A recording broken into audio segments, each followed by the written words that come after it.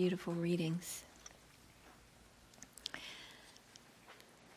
When we are in spiritual darkness, it's impossible to comprehend the light. It's like trying to explain to a little baby the principles of calculus. They're just not there. And we have to realize that that spiritual darkness is what we are growing out of. Just like that little baby is learning and growing and changing and becoming aware and finally being able to, yes, completely understand the principles of calculus or anything else. And finally, to be like the great masters on the altar here who have realized the spiritual light. This world is a school and we're growing and changing. Everything that happens to us is like given to us from God as though He were the master gardener, putting us right where we get the exact amount of light that we need and the amount of water that we need and everything to grow to the best of our potential, to realize God.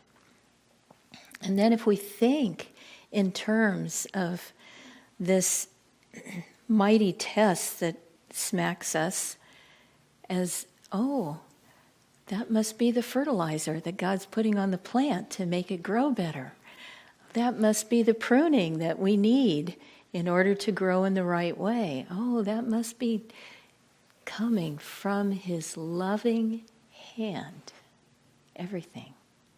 It's not easy, but it is the truth. So we need to do everything that we can to lift ourselves into that state of consciousness where we can perceive the light. Maybe we get little glimpses of it. Maybe we get a feeling, oh, I feel peace, or I feel joy, or I feel so much love for my family or for nature, or we get this little glimmer. We have to feed that glimmer. We have to nurture it. We have to expand on it. We have to cling to it in times of darkness and keep holding on to that memory of light that we had. And we have to do the things that we all know we should do to nurture the rise of consciousness within ourselves. So we have to keep spiritual company.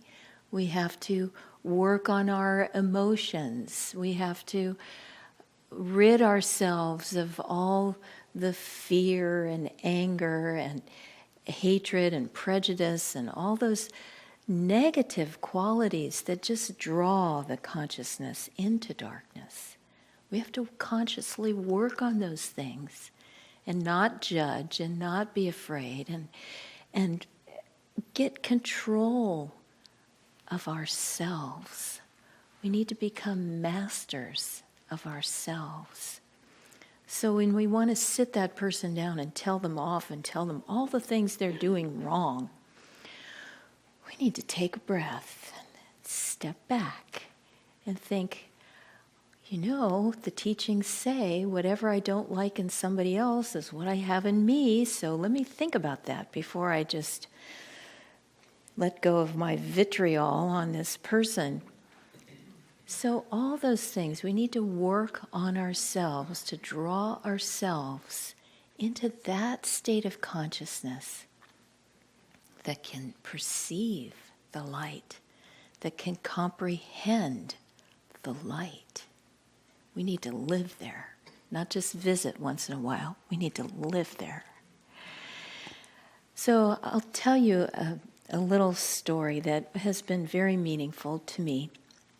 This is in a book that we were given for Christmas. It's called Tattoos on the Heart. And it's stories of a priest who worked in the slums of Los Angeles with gangs, there were about 1,100 gangs, almost 90,000 gang members. And he created industries to get these boys and girls off the streets and in a new direction. Well, this story actually happened his first year as a priest before he went to Los Angeles, and he was commissioned to go to Bolivia. So he spent a year in Bolivia, and he had no Spanish. He was trying to learn Spanish and minister at the same time. So he was struggling with the language very much. Well, some health workers that he knew asked him if he would go up this mountain to one of the Indian tribes and say the Mass for them, because it had been 10 years since anyone had gone to visit them and say the Mass. So he agreed, even though he had very little Spanish, and besides, they spoke something else altogether, so his Spanish wasn't even much good to him. And they earned their living by harvesting flowers and bringing them down into the town. Excuse me. I do have a friend here. I have a cough drop. It's this, yeah, we all cough. The TB ward here. It's just that time of year. Anyway, so they harvested flowers and brought them down. They were very, very poor people. And so he was happy to go there, and he jumped in the back of a pickup truck to take the long drive up the mountain. It was midday, and he became dripping in sweat. Just, he said, he's a little Westerner person, so he had a bright red face, and he was just stinging hot. So it was just terribly uncomfortable. And he got up there, and he looked in his backpack, and he realized, oh no, I forgot to bring the Mass. So he was relying on reading the Spanish so the health workers could translate for him, and he didn't have the words. So he did have a little missal, and he was frantically flipping through trying to find anything that sounded at all like any part of the Mass, because he didn't even have the Mass memorized in English, let alone in Spanish.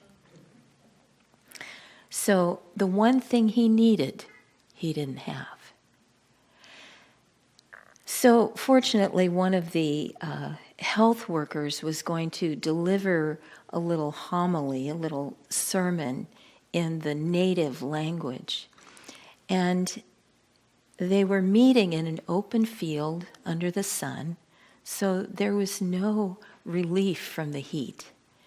So he was just getting more and more dehydrated and sort of desperately confused and hot and uncomfortable. And so when it came for him to actually do the Mass, he valiantly started in, and he said that whenever he couldn't think of anything to say, he would just lift the host up and just pray. But he felt terrible, and he felt like it was the worst Mass that had ever been said in the whole world. So he felt terrible about it. Well, after this ordeal was over, and the other thing was that he lifted the host, and then he offered the host to everyone. He wanted to give them Holy Communion. No one would take it. And he found out that the Spaniards had come and converted all these Indian tribes, but they didn't think they were worthy to have Holy Communion. So they wouldn't let them have it. So these Indians didn't feel that they were allowed to come up and have that blessing. So he finished the Mass, and one of the workers who had given him a ride up the mountain brought over this elderly lady and said, she really wants to do confession. It's been 10 years since she's had that opportunity. And so the priest said, of course, and he sat down with this woman. He didn't understand a word, and she talked for almost half an hour or 45 minutes without, he said, taking a breath. There was a lot to talk about after 10 years. So he just waited for a pause, and then he gave her the memorized absolution that he had to give her. And he stood up, and he was completely alone. Everyone had left him. Even the workers who were supposed to give him a ride back down the mountain had abandoned him. So he was not only feeling hot and lightheaded, and as though he had just made the worst mess of the Mass, he now felt abandoned and alone, and as though he were the very worst priest that had ever walked the earth. Now, I don't know if you as a devotee have ever felt like, oh gosh, I just made the worst mistake. I just said the most horrible thing. Why did I do that? Why didn't I have compassion? Why didn't I have some sensitivity? Why did I not speak the truth? What, endless. We can feel like the worst devotee that's ever walked the earth. So you can imagine him standing there alone. And he said, out of nowhere, this little old man came up. And he said, wherever the human face could have a wrinkle, he had a wrinkle. And he was dressed in, the humble, muddy shoes, the ancient hat, all the old clothes. And he came up to this priest, and he addressed him in the word of the Indians that was like dearest father, that you would say to a priest, but in this word that was full of affection, full of caring, full of the deepest love. And he said to this priest, thank you for coming to us. And because they work with flowers, this little old man reached into his pockets, and he gestured for the priest to bend down, because the man was a full foot shorter than the priest. So he asked him to bend down, and he pulled from his pockets rose petals. And he showered the priest with rose petals, and he kept reaching in his pockets. It was an endless supply. And he kept showering him with rose petals. And the priest was just mingling the tears with the rose petals. He felt so much of God's love. So let us not worry about all the mistakes that we make, how angry we get, how unhappy, how depressed, how anxious, how whatever. Worried about the future, feeling sorrow for the past, all the things that we suffer from. Let's just think of how much God loves us. God is not judging us. He's not disappointed in us. He is too busy loving us and showering rose petals of love onto our heads. Let's bask in that love. That is the way to lift our consciousness, to be able to perceive the light, to feel God's love. And if we don't feel it at the moment, it's like, well, there's a stone in there. The love of God will soften that stone. Meditate on how much God loves you. How much He is cheering you on. That He is on your side. He wants you to be lifted up.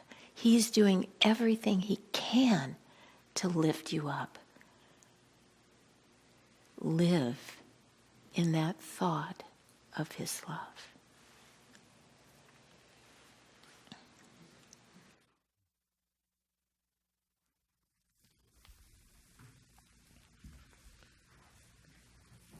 This topic, asking the question, is God present there?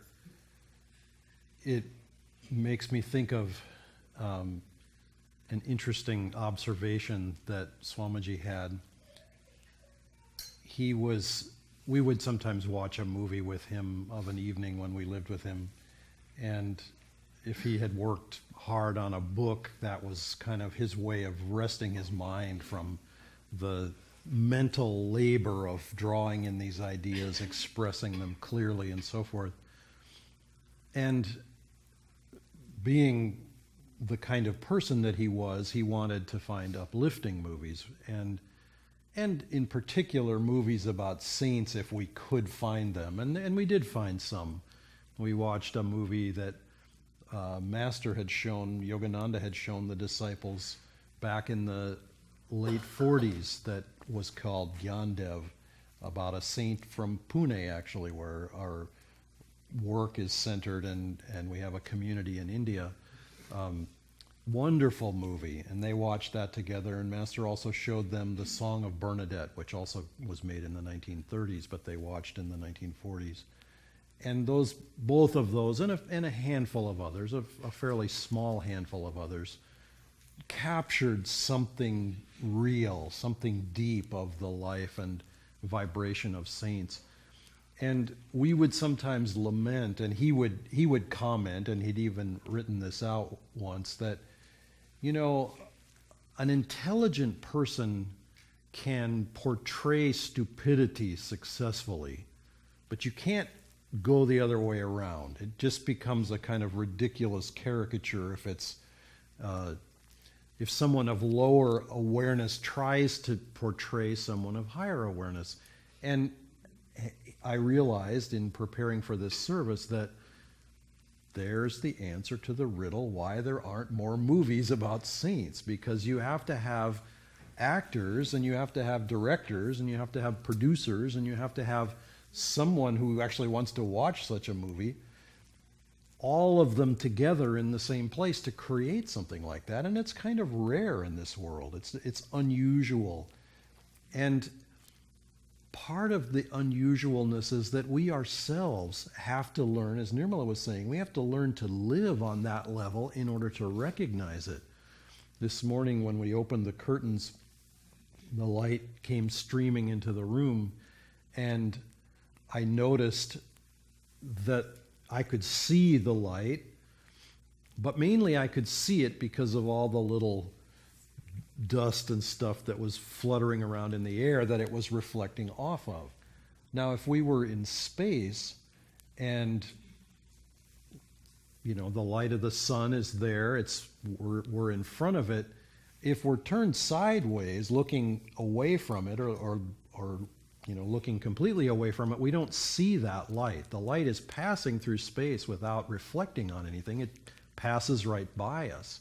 There's nothing to reflect it. Hold your hand out, hold a piece of paper out, hold a mirror out. Oh my God, it'll hit you right in the nose. It'll be very, very powerful. But otherwise, it sails by. And we have to learn to create the awareness of that. Otherwise, we miss it.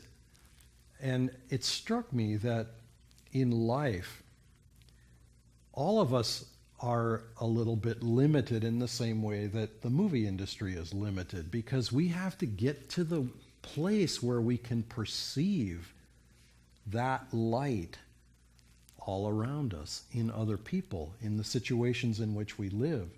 And if you think about it, and I have often thought about it,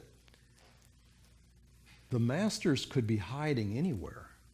Babaji can take any form. In fact, I have often thought when I pass by someone on the street or in some crowd or whatever, and I see some really genuinely unpleasant consciousness going by, or some person that sort of rubs me the wrong way in some way or another, I think, Babaji could be hiding in that person.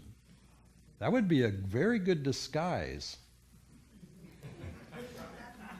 But he could be there.